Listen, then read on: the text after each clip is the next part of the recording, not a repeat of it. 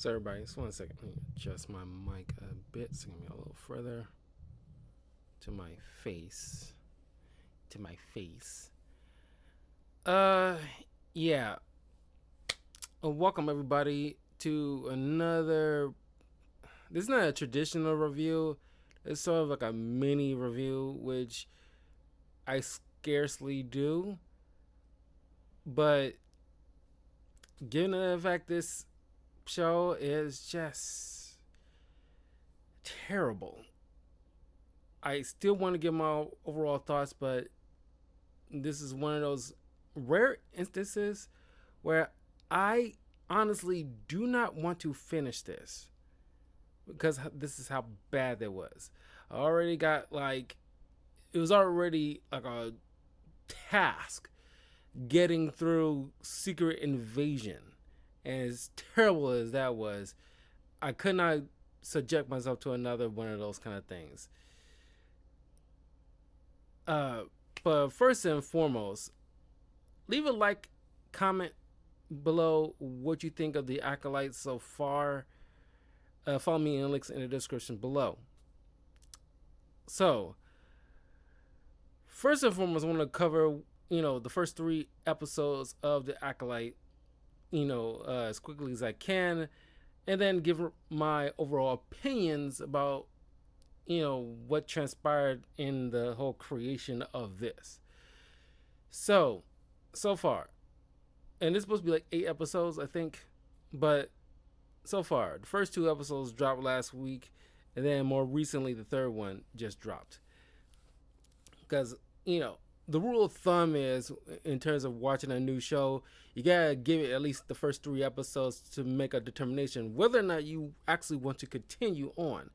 Because the pilot is, try to wet your whistle, and by the time you get through episode 3, that's where it should solidify whether or not you want to continue on, or it just ain't for you. So I gave it the college try of 3 episodes. Now, the first 2 episodes were directed and written by Leslie Headland, but in the overall scope of things for the Acolyte, Leslie Headland, former assistant to Harvey Weinstein, as I found out at least a couple of weeks ago, which take that, any way that you will, but I'm surprised anybody even like allowed somebody like that to helm a project like Star Wars in the first place. But that's beside the point. So we are introduced to a new cast of characters, and this is supposed to be set 100 years before the Phantom Menace. So we are introduced to this assassin named May, who is going after a handful of particular Jedi. It's kind of like a hit, like a, not like a bounty hunter thing, but just an assassination thing. And the way the premise or how this show was pitched is supposed to be some kind of murder mystery thing. And that piqued some people's interest. Okay, let's see what you can do with this. It's not too far-fetched to allow something like this into a Star Wars property. So right off the bat, it is already going off on a poor start in my opinion. Because out of all like the bounty hunters and assassins that we've seen so far in the Star Wars franchise, like Cad Bane and Ming-Na Wen's character from Mandalorian and Bad Batch stuff, Jango Fett, Boba Fett, just various bounty hunters, and how they carry themselves throughout the Star Wars stuff. Even Din Djarin, there's a particular way they carry themselves to almost immediately show some intimidation. It's just show don't tell kind of situation. Remember how like when we first introduced to Din Djarin in the first season of The Mandalorian in the series pilot, where we just walking in there like a cool like cowboy-ish dude, and he doesn't need to say much. Like you still remember, like I could bring you in hot or I could bring you in cold. That's all he needs to do. But with this May character who comes in like with this stupid pose, it's like, fight me. And everybody starts laughing because we got Carrie Ann Moss, famous playing Trinity from the Matrix films, as well as you remember she was also one of the main cast members of Jessica Jones. Very talented actress, and I really love her stuff. And it's just like and I say like starting off with like a wrong, foot. This really started off on the wrong foot for a lot of people, especially fans of this actress, who, because the way like the little trailers we see, it seems like she's playing like a pivotal role in this particular show. Before getting all into it, OSHA, then like Challenge start to fight her, and then like the bar patrons sitting next to her started laughing, and then she starts, attacking these fools. Before Carrie Ann Moss playing this Jedi, I forgot her doggone name, is going to be like a thing where I'm not going to remember half of these people's names because they're not that very memorable. But from all the Jedi that we've seen over the years, where they typically are like the heroes, of this franchise, just sits there while the people that she's, sharing a drink with or whatever is getting beat up by this mysterious figure. You'll think like after the first two people get hit, she immediately steps in or something. No, she completely waits until all of her little drinking buddies are knocked the heck out. And then she, decides to go ahead and step in. Then you get the cringiest, because you get Carrie Ann Moss, and of course you try to relive the whole Matrix thing, and it just like it does not fit here because it seems forced. It's gonna be like a term that we're gonna be throwing around a lot in this little mini review. A lot of stuff is going to be feeling like this very forced here. So get used to that.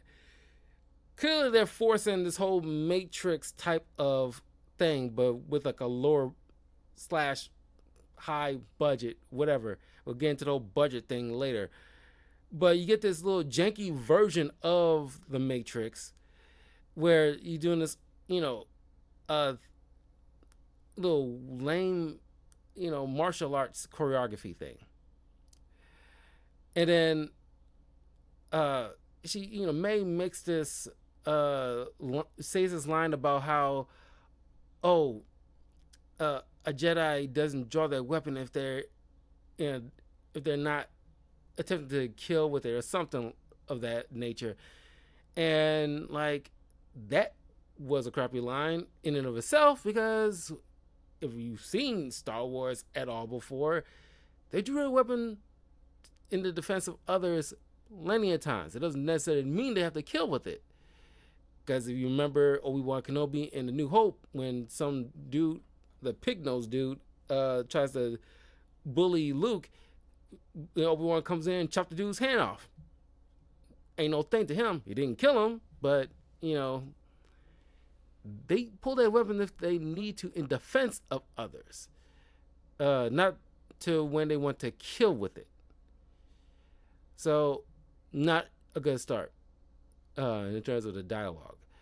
But then, in an attempt to save the bartender, because May has all these little got these little daggers, and she's attuned with the Force.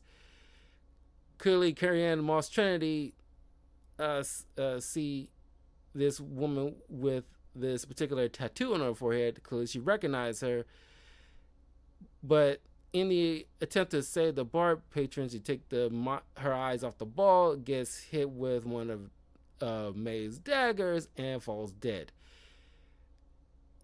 And you think like after, it's been a cliche now that after Qui-Gon Jinn gets stabbed in the abdomen with a lightsaber by Darth Maul. Characters since then who get equally stabbed somehow make it through to get mended and don't die like he did, which is kind of crap in a way. It's kind of bogus uh, on Qui-Gon Jinn's part, or at least how they treated how he went out on his part. But whatever. Uh, so then we see this other character, and it's supposed to be a murder mystery, but they kind of, just spoiled the entire thing right in the first episode. The whole concept of evil twin is just immediately spoiled. So we meet the good twin named Osha, who is like a mech neck engineer, whatever, on this ship, being helmed by I forgot what the name of those aliens are that people make fun of because they're kind of very stereotypical, look to them, in like the Phantom Menace. So we get. Matter of fact, let me pull up the cast members, guys.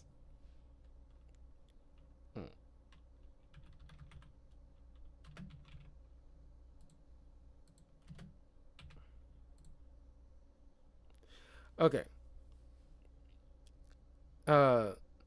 We got Charlie Barnett as Yord, who shows up with his little Padawan, and now not to say like these actors aren't doing well, in my opinion, because one of the main actors playing the Jedi Master Saul, the actor's name is Lee Jun Jae, who, if you might remember, is one of the main characters in Squid Games, which I didn't see, but it was all the rave like a couple of years ago.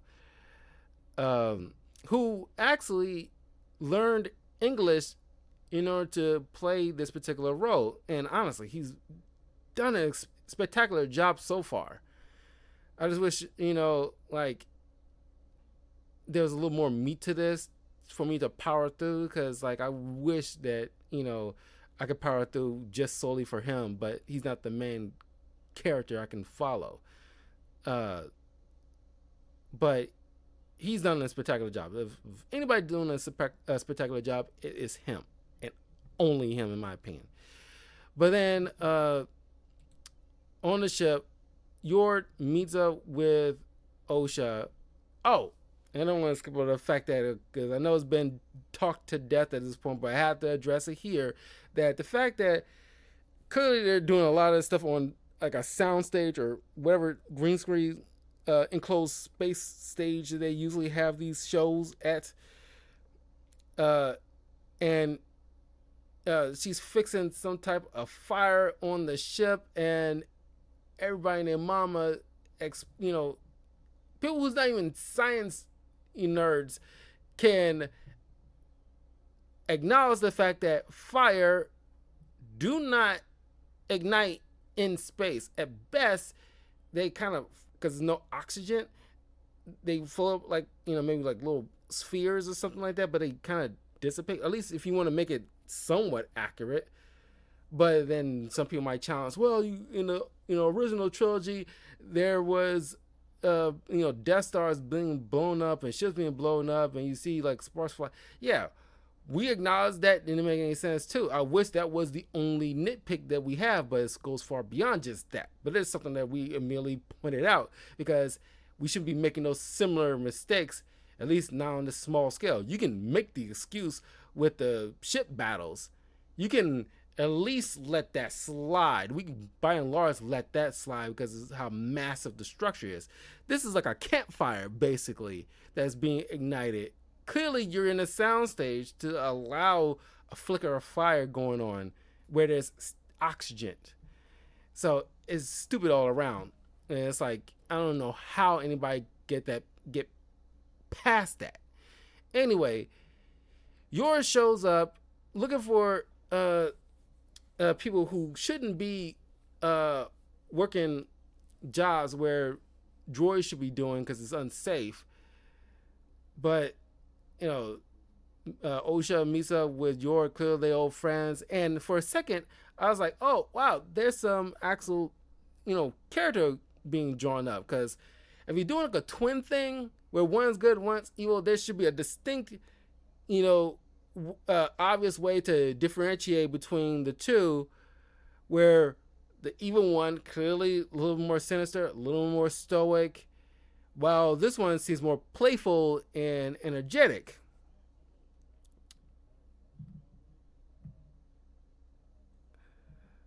Uh, uh, anyway, she's like, playfully hits him on the shoulders, like, "Good to see you." But it's like, I was like, "Oh, okay." So I was like, "Okay, there might be something here," but they dropped that pretty fast after we really get into it, where now you cannot tell them apart because they acting pretty much the same. And on top of that, I know like the whole evil twin thing has always been a cliche, but in the past when that was being played, there's always like a joke thing where like the evil version has like a goatee to separate from the good person. They have no distinct features to tell them apart. They even like they wearing the same Rick James hairstyle. At the very least, they can have one can have a scar on their face, or you know, some type of noticeable nose ring, or a tattoo on their face, different hairstyles at the most.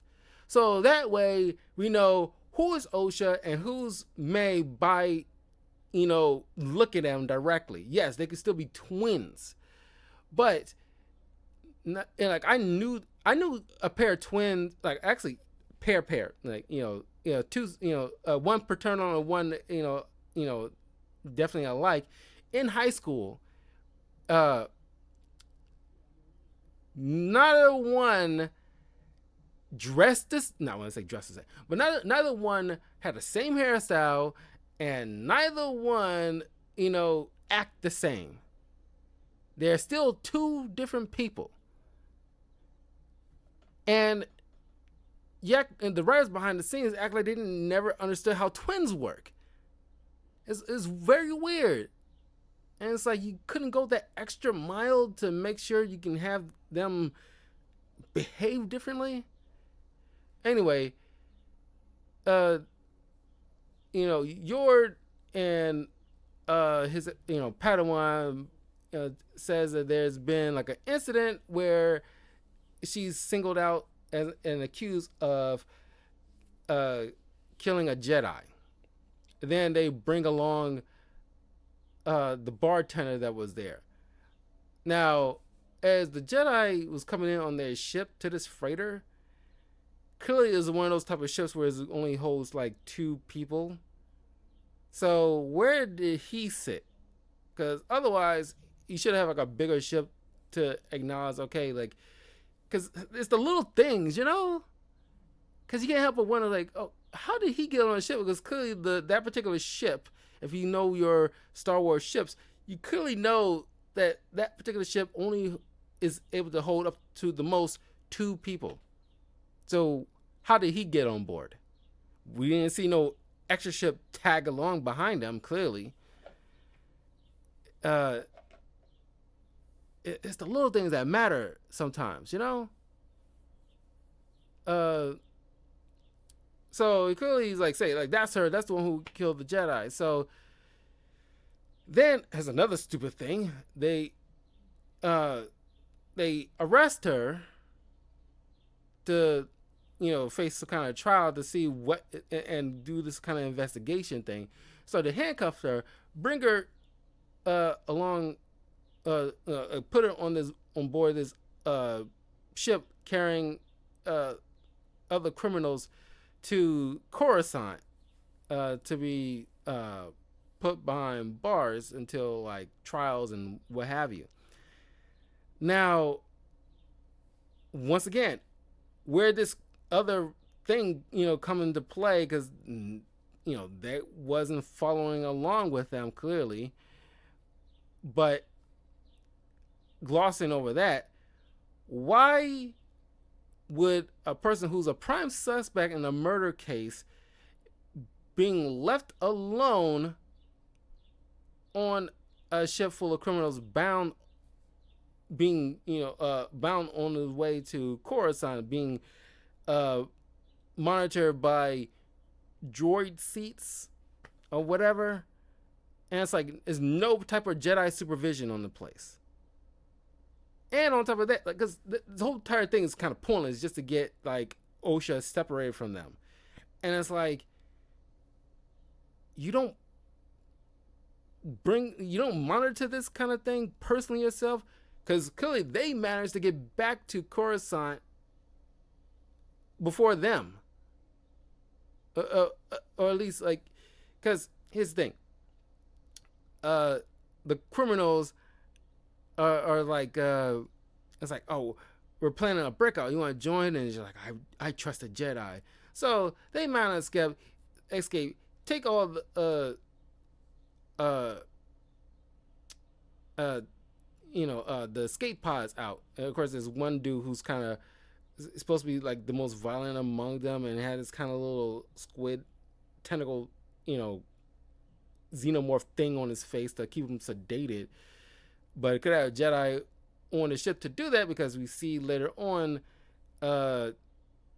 Saul managed to be able to calm his mind himself in order to get him to speak coherently and in a calm manner. So what's the point of that tentacle thing? But OSHA tries to save him. He freaks out, pushes her to the side, and it's kind of like, the whole entire thing was clunky as hell. Because clearly he wasn't too out of his mind to know how to navigate and run directly to an escape pod, instead of just freaking out altogether and just run around the ship and just being like completely out of it. But he knew enough to go to an escape pod. So then OSHA goes and realizes all the escape pods are gone. And of course, she gets her little discount BD1 in order to escape her cell in the first place. And honestly, that little thing is ugly as sin. Clearly trying to, because this is the thing, every time we have like a new Star Wars, they gotta have some kind of clunky little, clearly making it some kind of future action figure or plush toy, because they have to have a cute sidekick kind of thing to sell toys to. They did the same thing with BD1, did the same thing with Grogu, but at least those were handled a little bit more gracefully and organically. Because with Grogu, Jon Favreau wanted to keep it hush hush until the show Mandalorian starts. So that's when they started rolling out the Grogu plushies and everything like that. Because you don't want to spoil anything until people actually start seeing the first couple of episodes of The Mandalorian. Here, this is like a very clunky way to, introduce some kind of, I don't even know what the droid even called. Like, I can't recall. I'm just calling it a discount janky BD1. Hell, even BD1 was handled a lot more, organically in the Jedi Fallen Order games than this.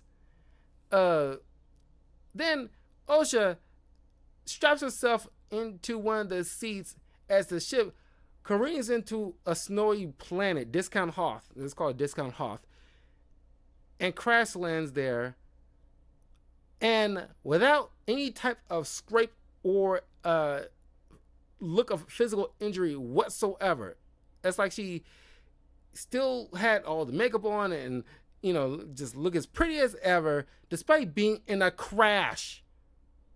At the very minimum, you could have her having like a cut on her forehead, at the very least, to show some type of injury. Like, you can't, can't come out of a crash unscathed. It's physically impossible. It's like this: the bare minimum of physics still need to be implemented, so you don't seem like a quote unquote Mary Sue.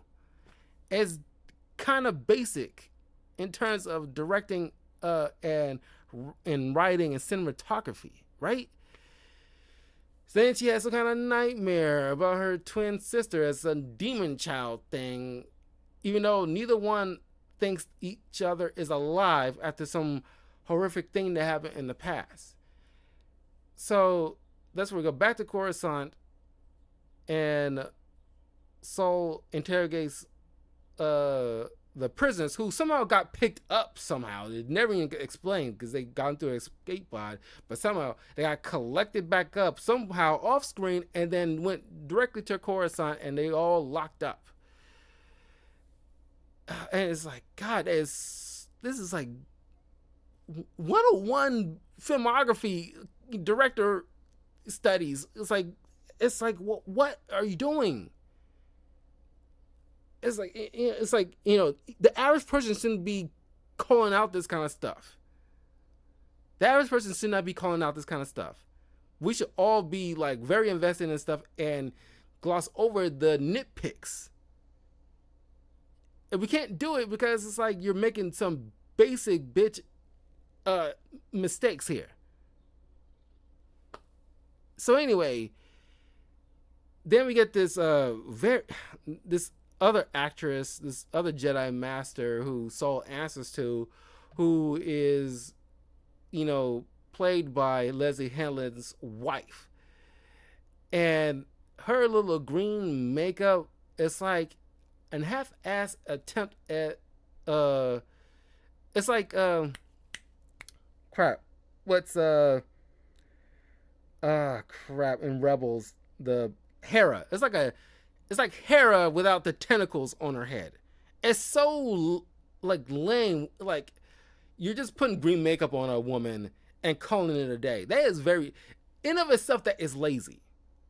Like what are we doing here? And then her acting is kind of like very bland, honestly. Good grief. And it's like, God, like how many takes did you do with your wife? Honestly, I'm glossing over the whole nepotism part. I didn't want to get into all that, so I'm not going to even touch on that, but take that for what you will. But her acting is kind of very bland at best. So Saul starts to understand, like, oh, according to this prisoner, he excuse me, OSHA rescued him from the crash site. So we're gonna go back.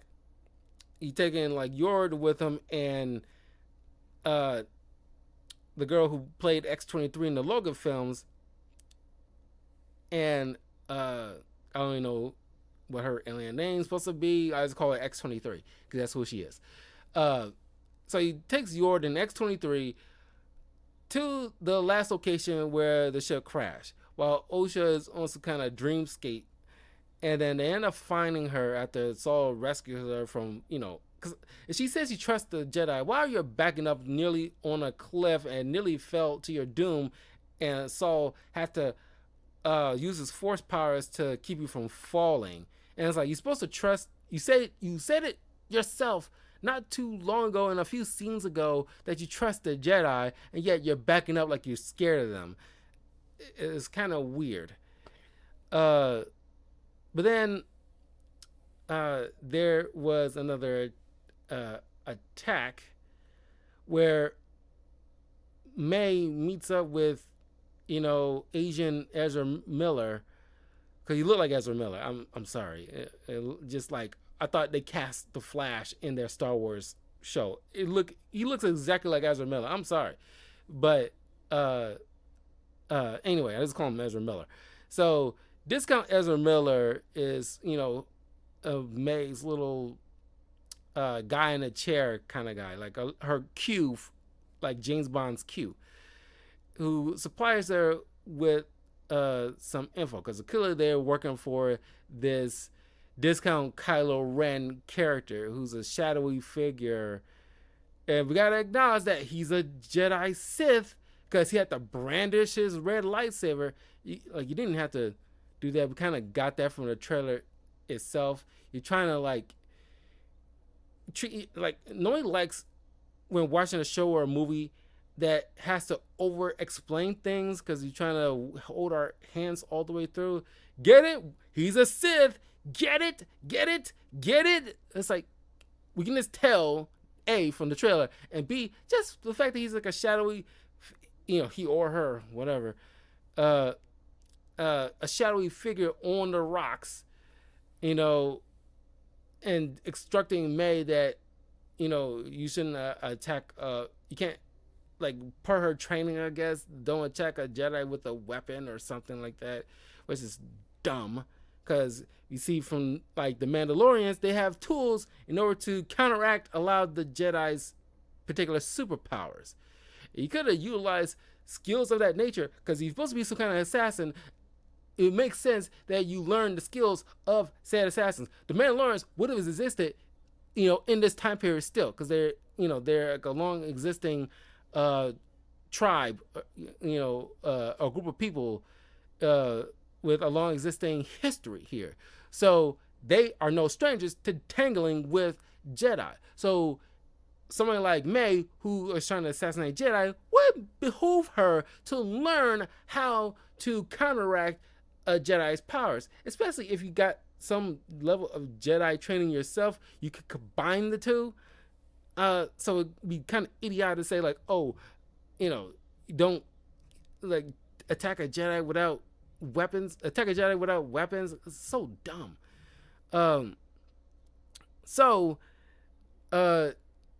she go visit this other Jedi who's played by a guy who was on Game of Thrones, the little kid who jumped out the castle window before that evil brother of his took over. That was crazy. That got slapped by one of the Lannisters. You recall if you watched Game of Thrones. Anyway, he is playing this, Jedi who's meditating and got this kind of weird, like, force shield around him to protect him. And it's like, okay, cool.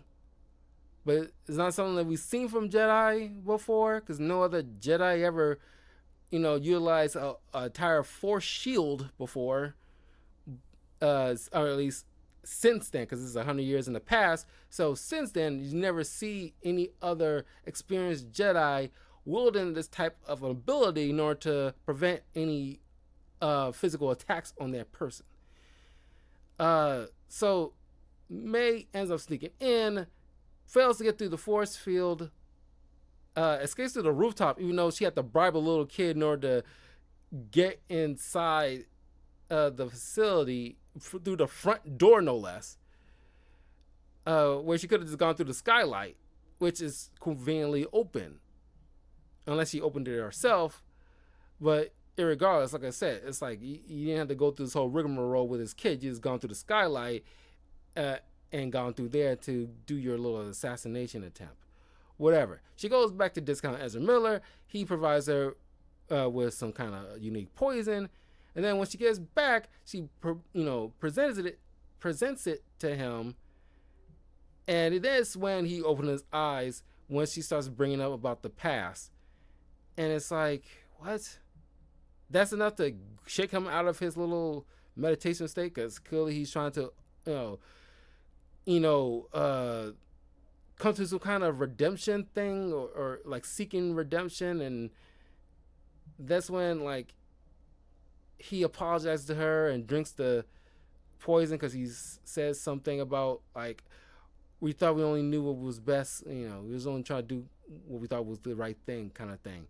So I guess that's supposed to be some kind of mystery of what's going on with these twins' past and what these particular Jedi do, because their soul, the Game of Thrones guy, Trinity, and a Wookiee who was involved in this particular conspiracy. And so he, drops dead and escapes. That's when Osha, Saul, and the others shows up, and uh, one of the at least a couple of the Jedi's who's help running this little small little shop or whatever it is. This is a very small, close knit type of little area. It's supposed to be signify a busy street. I don't know. Uh, it's not like any other spot we see. It's like a half-assed neighborhood that we've seen from many other shows, animated or otherwise, in Star Wars franchise, where they do their darnest to make, even in Andor, in that little small little village, it looks not only lived in, but it's a wide array of streets. If you recall, where Andor had his mother lived at and stuff like that. That little area. Now, I'm not like Andor wasn't like my favorite Star Wars show, but I respect it because it was actually legit good. It's not my cup of tea because I actually like the Jedi stuff. Some people was kind of at this point was kind of getting tired of Jedi stuff, so they wanted something new. And this little mystery in like espionage type of thing, and the I guess the origin points of the Rebel Alliance getting started up, because season 2 is going to come up pretty soon, and that's where we're going to start getting to the meat and potatoes of the birth of the Rebel Alliance. There's a lot of people are looking forward to that. I think halfway through Andor, that's where I was like, oh wow, this I was starting to get into it really, but all in all, as a whole, I recognize, okay, the cinematography is on point here, the writing's on point, everything like that. Sometimes some things just don't grab you, despite how good it is. But you can still acknowledge how good it is. Andor was still spectacular in of its execution. This did not even meet that standard, honestly. So, the little girl points out, like, oh, she's the one that, bribed me to help her get inside. Once again, acknowledging the fact that it's probably be best if one of these twins has some kind of thing on them to make them look, to differentiate between the two, like different hairstyles, to like, one has like a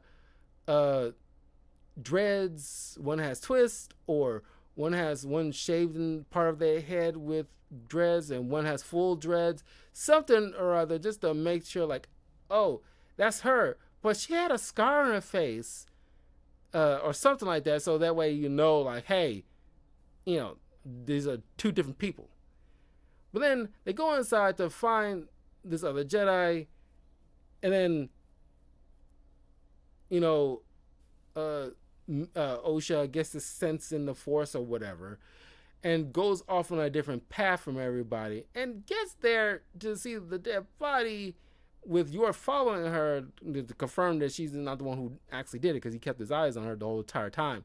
But it's just like, there was a faster route to this guy's chambers, while y'all was taking the long way around, and like the Jedi that was leading them should know this place inside and out, so you should know there's like a separate pathway to, get to this chamber quicker.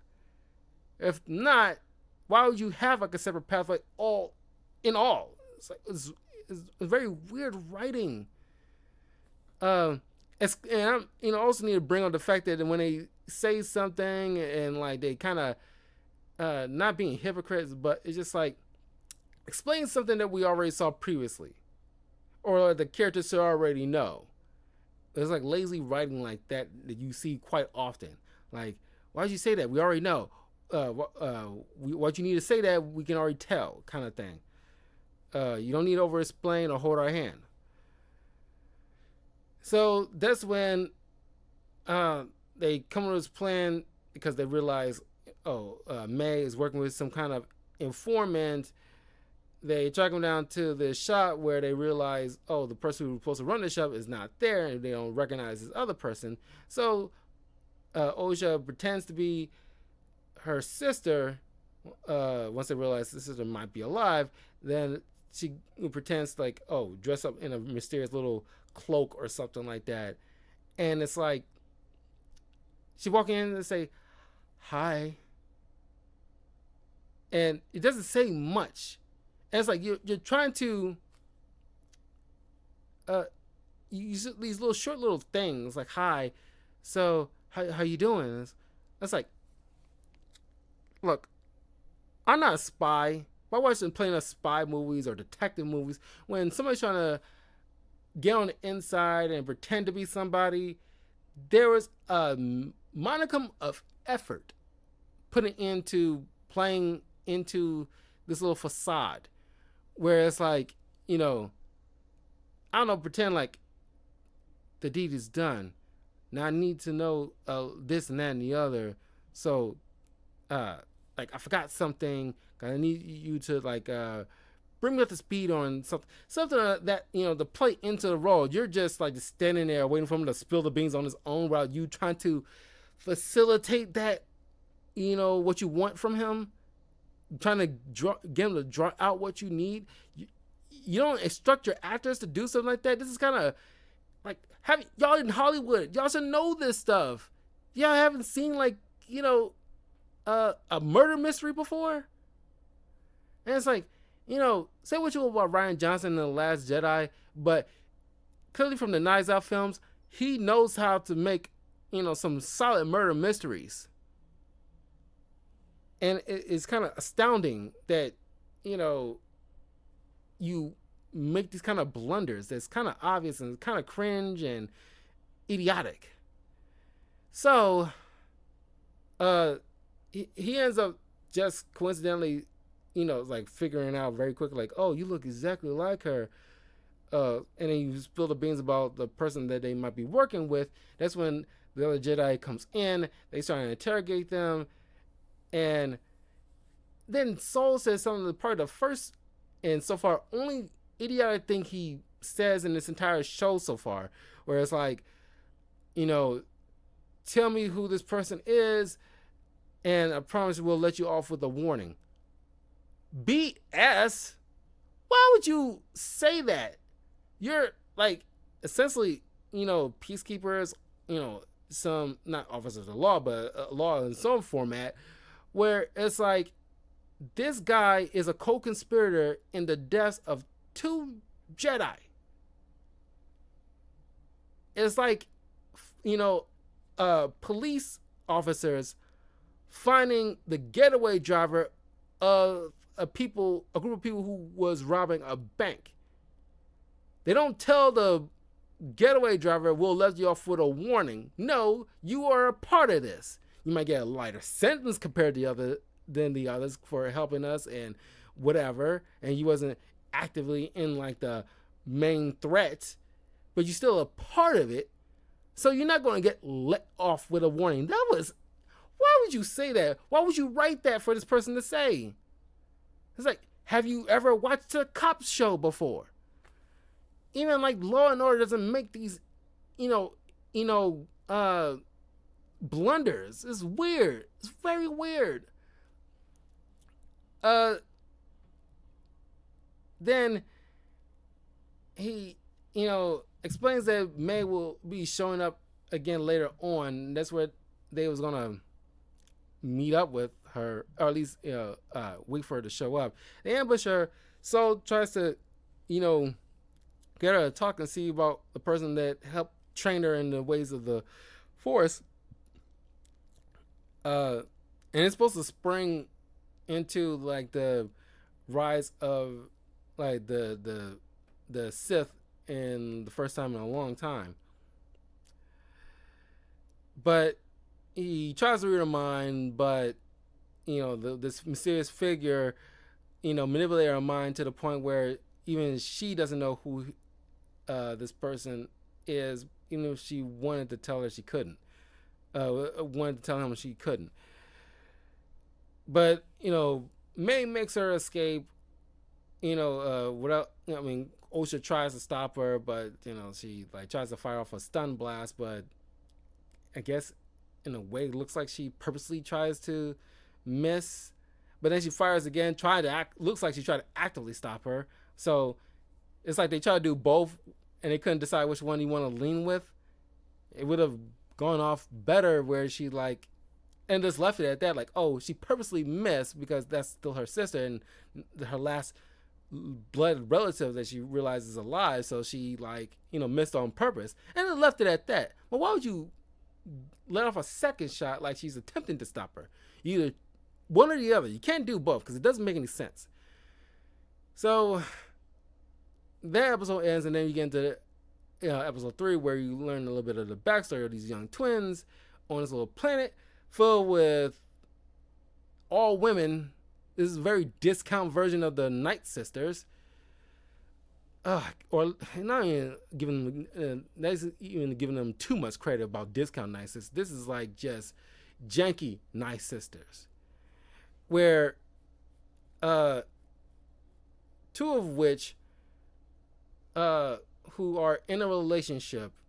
One looks like a white version of Darth Maul, honestly, and there's no men on this planet or amongst them. Don't know what type of race they are. Makes zero sense, honestly. But then these two particular women, through some manipulation of the Force, or thread as they call it, oh God, it's really dumb. And help one of them using magics or something it's not magic, it's manipulating the thread, and then creating twin girls to teach them the ways and train them in the art of becoming a witch or something or other. And all the while they're being monitored by a young Saul and the other Jedi that's been lying in wait on this planet. What for? Why they need to sneak around? Why they can't just show up? Because we've seen Jedi come to the doorstep of many parents or guardians looking after very Force-sensitive children, and it says like they know the ways of Force. We can teach them to harness their powers for good. Blah blah blah blah blah. With no strength to that. There's no sneaking around all that kind of stuff. They just come to them in a very respectful manner. For some reason, they it's never fully explained. They have to do this little sneaky subterfuge and crap like that. Why? I guess they're like the Night Sisters, they're not somebody you can just walk up to, but it's like it's never explained what animosity they have at each other. It would make better sense if they just make them Night Sisters. Like a splinter group of Night Sisters. At the very least, you could have just so we can have hang our hat on something. That way it can be understood. Like, oh yeah, Night Sisters, they don't care for the Jedi all so much, and that's why they gotta tiptoe around these group of women. Okay, makes better sense. I can wrap my head around it. I think a lot of Star Wars fans can wrap their minds around that stuff. Okay, but instead they're just making some other group of people or other with some weird chant, power of many. Like what? It's so weird. Everything about this is so weird. But people make it in there's some people are making an excuse. Well, like Anakin Skywalker was birthed out of nothing. How it's okay when one people do it? Why can't it's like there's a reason, and only and honestly, because like I'm a fan of Star Wars, but I'm not like always the deep cut stuff. There's some people even read like certain novelizations and that I'm not even familiar with, or played certain games that I wasn't really familiar with. So they know those really deep rooted cuts of Star Wars where Darth Plagueis and Palpatine, like a young Palpatine, was trying to manipulate the Force in such a way that the Force ends up fighting back and because you're trying to break the rules of the Force, I'm going to create something and will something into existence in order to counterbalance what you're trying to do. That's where Anakin later down the road was immaculately created by Shmi with no father. There's like a legit explanation for that. I can't really bring up like a particular book or whatever that is from. I'm pretty sure you can easily look it up, and it's like fully explained how, like, the immaculate conception of Anakin Skywalker came to be. It's just like the will of the Force counterattacking against what Plagueis and uh, uh, Sidious was trying to manipulate. Uh, Here, you're just doing it just to do it. And so, as they're being prepared for this little ritual, because May is all into it, Osha, wants bigger and better things. He doesn't want to be like a witch. Okay, understandable. That part, I seem like, okay, that legit makes sense. Okay, I'm with that part. It's like, but then, well, we'll go down the path with May in a second. But then the ritual is interrupted before before Osha gets her turn. And then the Jedi decide now was the perfect time to show up, where they should have just done from the jump, and says like, "Oh, your daughters are, force sensitive. We need to test them." And of course, they're not too hyped about the fact that their children can easily be taken away and trained in the ways of the Jedi instead of becoming witches. So the mothers agree, because they can't really actively do something to them, because then they'll have the whole entire Jedi Council raining down on their heads, which they don't have no power to deal with. So they made the kids promise to, whatever questions they ask, just say the opposite kind of thing. Which, Osha is hesitant on. So, May does it, then it's Osha's turn, and they, Saul quickly understood that, clearly you're lying, because you know exactly how these tests is going on. You're just saying the opposite. And Osha says she wants to be a Jedi, and so she talks to her mom, and the mom's like, okay, I don't want to force you to do something you don't want to do. You're old enough to make this, particular choice for yourself. Which May doesn't sit well with her, where she quickly went 0 to 100, like, I will kill you, like, I'll force you to stay, I'll kill you. And it's like, whoa, kid, where did that come from? And which is like forced writing. It's like, okay, you can't naturally get this kid to a progression where she going deep dive into psychoticness. You just like went from A to Z very fast without B to Y. So May decides to burn down the entire place, where somehow all the other women lying dead from smoke inhalation or fires or something like that. It doesn't explain. They just dead. At this point, I'm already being checked out at this point. May is, suspected to be dead. Saul saves Osha and then takes her under his wing to train to be a Jedi, but she ends up washing out, and then she lives out the rest of her life as like a mech neck, and we pretty much at this point called speed.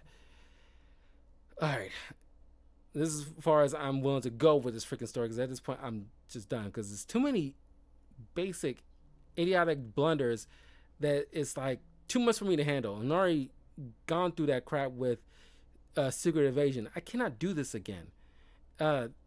So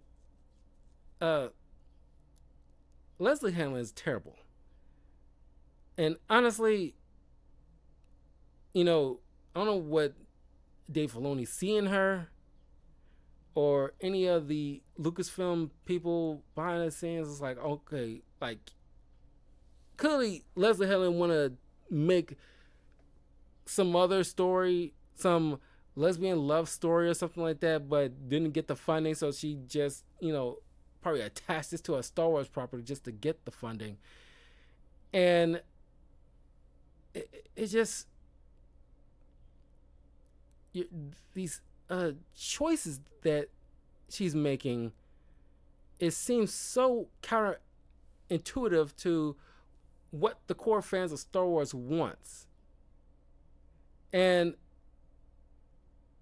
you got so much. Uh, sure, people would gladly want some stories set 100 years before the prequel trilogy. That's cool. You have a lot to mine from. So you could easily pick out at least probably like a dozen things, but you choose to make an original thing that you probably wanted to tell, and you bring certain people on board. And I don't want to get into minutia about like, shoving agenda into the mix of an IP, because you are prioritizing messaging over the narrative. You're prioritizing DI over the narrative. Because when I saw that little Indian girl that helped Meg inside that little facility, and it's like, okay, you're clearly like, it's like, God, it's like every race underneath the banner, like I'm seeing right now. And it's like, can you overplay your hand any more than you already are? And it's like because they already know that everybody knows there's like a particular quota that studios have, where it's like, at first it was like, oh, you got to have, this race, that, like got to have one woman, this particular race, a handicapped person, a disabled person, you got to have this, and this in order to be able to be okay in nominated into like an Academy Award or something like that. Not just in front of the camera, behind the camera, even down to the grips, you got to have somebody of color. And it's like, nobody can't just get hired because of their merits. You got to do it because they fit some particular quota. That does not meet any type of merit of the narrative of the story that you're trying to play it. It's like, I'm all for inclusion and everybody having a seat at the table. But when you're forcing it, instead of letting it happen organically, that's where you get not just idiot, minute group of people saying very ignorant things, but people just generally criticizing your writing and the cinematography and acting and stuff like that, and you're trying to lump in all together and then dare to say like, oh, they're just all ignorant bigots and blah blah blah blah blah. But no, sometimes there's, even the broken clock is right twice a day, where it's like, yeah, there's a disconnect here that seems very problematic. We can tell that you're, forcing some kind of narrative and you're hiring particular people for a particular thing. And it's like, sure, if this particular black woman, in like her audition tapes is, acting the heck out of her, acting the heck out of the audition tape compared to all the other people, sure, cool. We can see that play out as we watch the show. Is this particular, like, why do you need this particular young Indian girl she only had what like 2-3 lines out of the entire scene? It could have been literally any run-of-the-mill white boy. You can have this thing, or just take the entire thing all together and just have Meg crash through the skylight to do her thing. You didn't need this little part at all.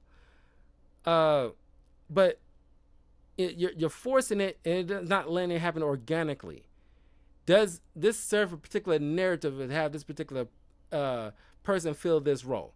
George Lucas didn't bring Sam Jackson on just because he needs like a black guy for Mace Windu. No, he just fit the part for this particular role. He didn't just get, Billy D. Williams to be, we need like a black person for Lando Calrissian. He didn't care, the fact that, he's a black guy. It's like, oh, he's a very smooth character, like Lando, and he portrayed that in the audition tape very well. I'm hiring Billy D. Williams, and it showed through the material. I did like a video not too long ago about when when Kathleen Kennedy or Leslie Helen or anybody behind the scenes of these little shows, dare to say like, oh, there's hate female led, characters. Like, no. As I showed in my video, I forgot what my video was freaking called, but oh yeah, it's about like like girl boss and stuff like that. Whereas how is this gotten out of hand at this point? People of the general public don't care about the fact that there's a female led whatever. We care about the fact that it's the character written well. As I pointed out, like Elsa from Frozen, very well written character, which Leslie Helen, cried because she loved it so much and literally have souls actually say the words, "Let it go, Osha, let it go." I was like, oh my God, it's so cringe. But beyond that, you got like Princess Leia, Padme, Ahsoka, Asajj Ventress. Even outside of Star Wars, we got like Evelyn from the Mummy movie was very good. Celine from the Underworld movies, Laura Croft and Angelina Jolie as Laura Croft. We have Gal Gadot as Wonder Woman. We have plenty of examples of people loving, as a whole, loving these female characters in many of movies and TV shows over the years. Didn't get the same backlash. The only reason you're getting backlash is because they are not written right. Heck, despite certain Mary Sue qualities of Rey Palpatine, even she has some level of agency and narrative reason to be in, for the sequel trilogy. Okay, you didn't, J.J. Abrams didn't use her in order to like, oh, we need a female in this particular role. No, she was good at her freaking audition tape and good at her job, so she was hired to play this particular character. And despite certain, grievances with certain nitpicks about what the character does, the character in of itself, in the premise of itself, was a good idea. I just wish they do something worthwhile with this particular character, but the character in of itself is good. So you gotta miss me with this whole like, oh, people just don't respect female led this or that and the other. No, we do. We just care the fact that you gotta write them well. Hell, even like Jyn Erso, I think that's the name from Rogue One, was very good with the short time we had with her. It was very good. When Rogue One came out, they didn't get this many backlash as this show got. Far cry from it. You might get a little splinter groups here and there. You're always going to have that kind of stuff. You can't, escape that. But by the wide margins,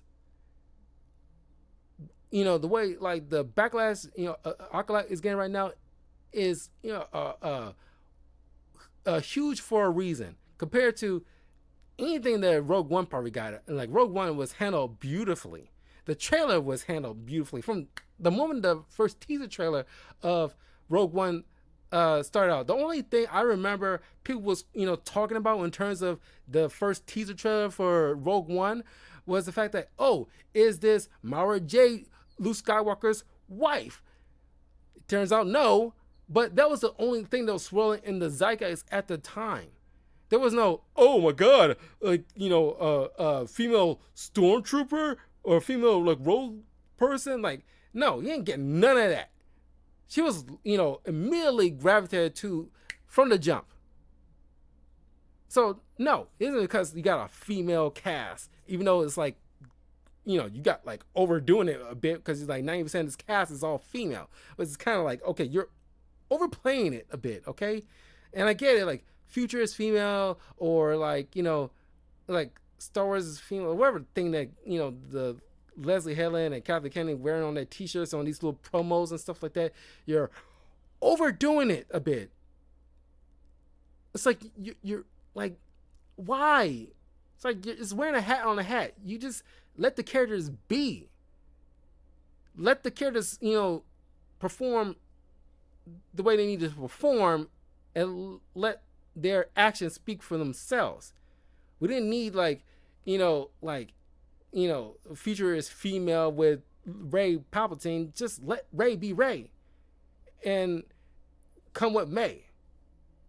It's just like they're doing too much, and they're getting backlash for it. And honestly, God, you could have just let Bryce Dallas Howard do this.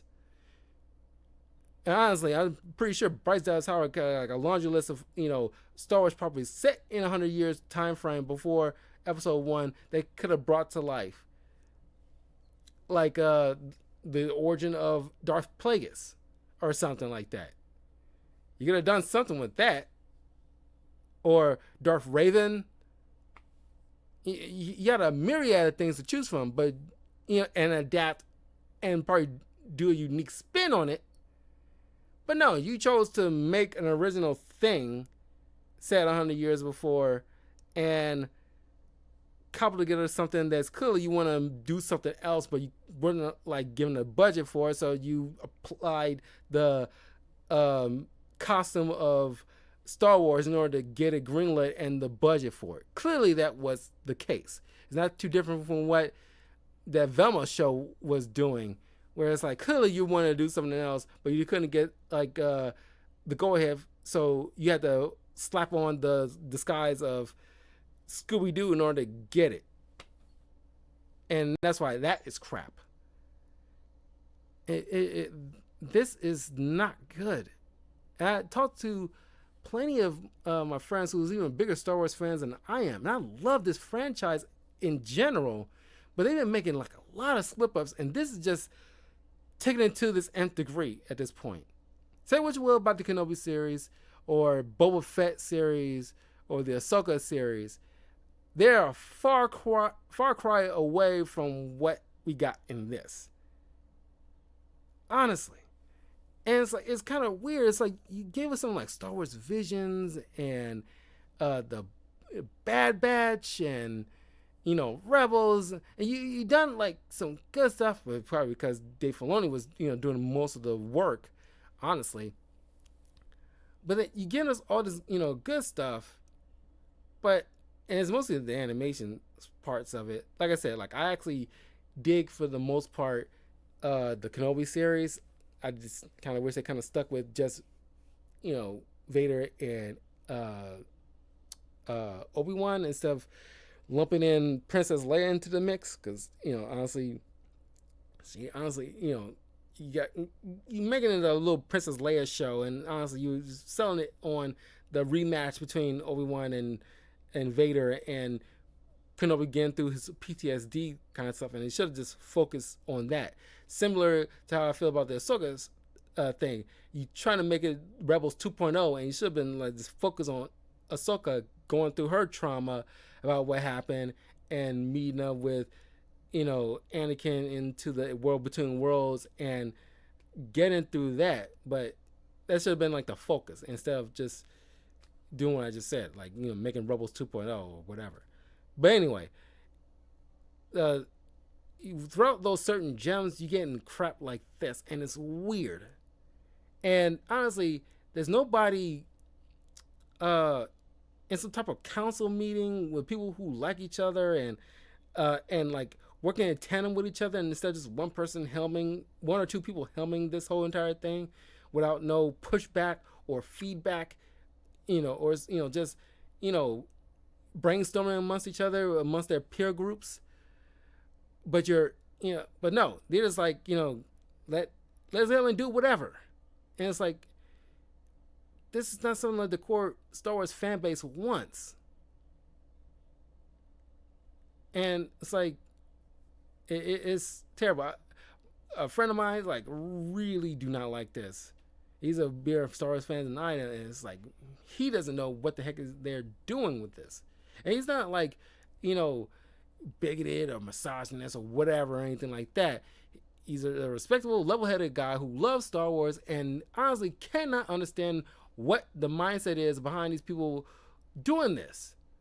And my father, who for the most part only watched like the Star Wars films, and I told him about what's been going on lately with Star Wars with this particular show, as for instance, he couldn't help but laugh at the ridiculousness because like, what the heck is, what's going on? It's like, I don't know, because it's very weird. The entire thing behind the scenes, they need a, like Kevin Feige with like Marvel right now, they got to do some restructuring and reconvening and get their ducks in order. That's what they need to do with Lucasfilm right now. It's like, okay, Acolyte's not going up to speed. Leslie Helen, we need you to like, if you want to stay on board, you need to like, stay focused on, gather like, if you want to do some stories set, 100 years before like episode 1. Here's a list of things that happened in the 100 years time. You just pick one here, you do this, and another person do this, and another person do this, and space them out. Don't let them run back to back. That's how Marvel got in trouble. That's what you need to do.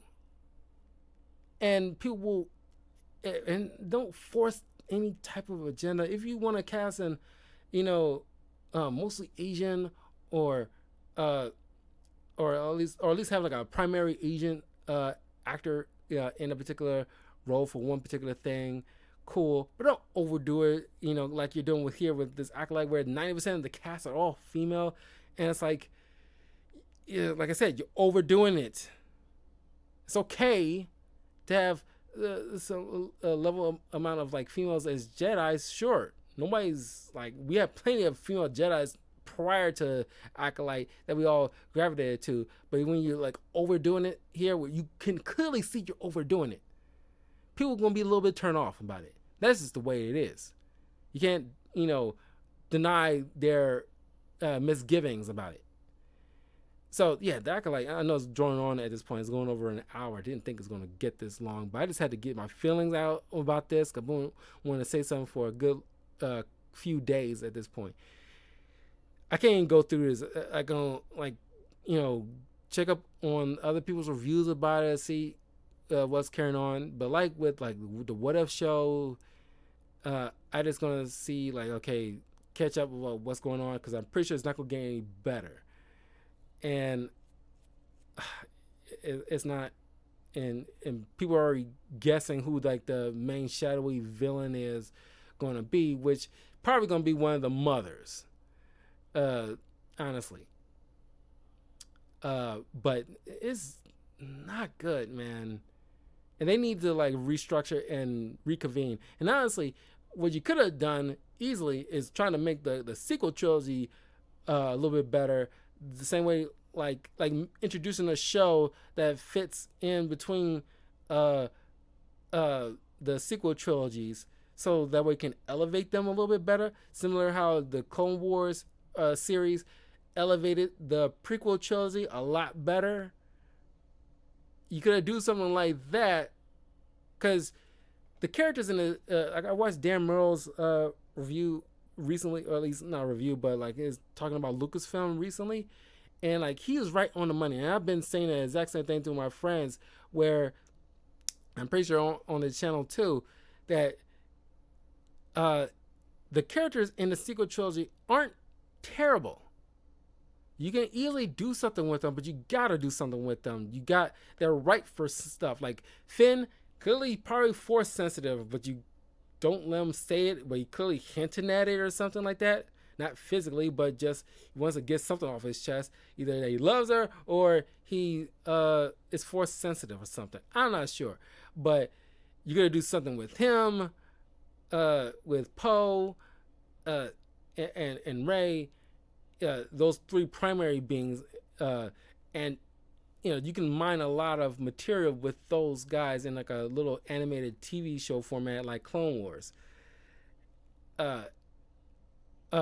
or start bringing in other characters from Legends like Starkiller from the video game, and like introduce them. Because like honestly, if I was going to do like an Ahsoka show, I would have been an appropriate time to bring in, well, not only Cal Kestis, but in like a separate thing, but in live action, because you introduce like a little BD1 unit in Boba Fett. Clearly, like you're acknowledging Cal Kestis in the Disney Star Wars. So, like, bring him in live action because the actor would love to do it, honestly. But if I were making an Ahsoka show, instead of trying to make Rebels 2.0, I would have introduced in like Anakin's two apprentices, one taught by Anakin in the light side with Ahsoka, and Vader, with his apprentice taught in the ways of the dark side with Starkiller, and have those two, meet up, butt heads, going on a journey together, and like come to grips with this particular master they share between each other from different aspects. Because Starkiller never knew the Anakin version of Vader, while Ahsoka never knew the Vader side of Anakin, and both of which meet Hayden Christensen in the World Between Worlds or something like that, and him teaching them their final lesson. That would have been amazing. That's how I would have done like an Ahsoka show and finally introduced Starkiller in this, because that actor is amazing. I want Starkiller and Cal Kestis in these shows at some point in live action, because they are amazing video game characters in the Star Wars franchise. But anyway, that's all I got to say in terms of this little review of Acolyte. Not going to return to it. Is something I'm just going to rage quit, essentially. Not rage quit, but I'm just using video game terms of exiting out of the entire thing. I can't go through it. The writing is atrocious, and it's like, man, I don't even take Michael Bay directing this more so than Leslie Helen. That's how terrible it is. But you could have had Bryce Dallas Howard, because she's been amazing in terms of directing Star Wars episodes, from like Mandalorian and I think Tales of the Jedi. Probably, I don't know, but it's just, she's done amazing work, and she respects the fan base and the core, ethos of Star Wars, and not trying to tell some other little psychosomatic type of story that is so intrinsically tied to her own personal life into this thing like Leslie Helen's been doing. Man, like I said, like Jon Favreau, Bryce Dallas Howard, like Dave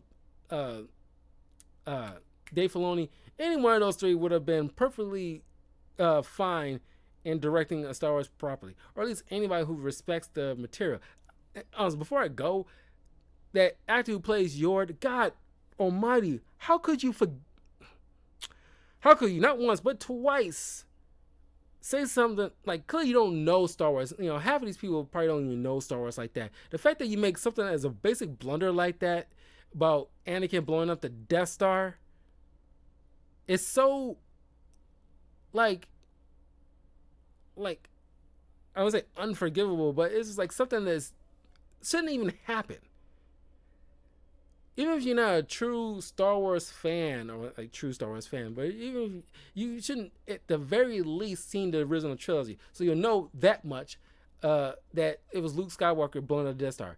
And I know he's probably kicking himself after that's been swirling around in the media, but honestly, that faux pas is like egregious. Honestly, like almost anything else would probably be a little bit more forgivable, but like, but not saying that you need to know every deep cut Star Wars properly down to the books themselves, but you should know like at least the fundamental core of Star Wars, like at the very least, original trilogy and prequel trilogy. You don't even need to see all that much beyond that stuff. It's cool that you do, but if you know those basic fundamentals of those films, then you pretty much can build off of that as a foundation. But the fact that you make that kind of stupid blunder is so idiotic. It's like saying like Kobe played for the Bulls. It's that level of idiocy that should not be. It's like a mistake that should not be made. Anyway, I will see you guys in a little bit for a fun video that I want to talk about that sprang up from my recent review of the 300 film directed by Zack Snyder, which is up on my YouTube channel. So if you want to check out my review of the both 300 films, check it out on my YouTube channel, youtube.com/talkativecarl. But it's a fun video that I'll be doing in a few minutes. It's going to be relatively short, but something I want to talk about for a hot minute. But I'll see you all next time. Take care. Have a great weekend.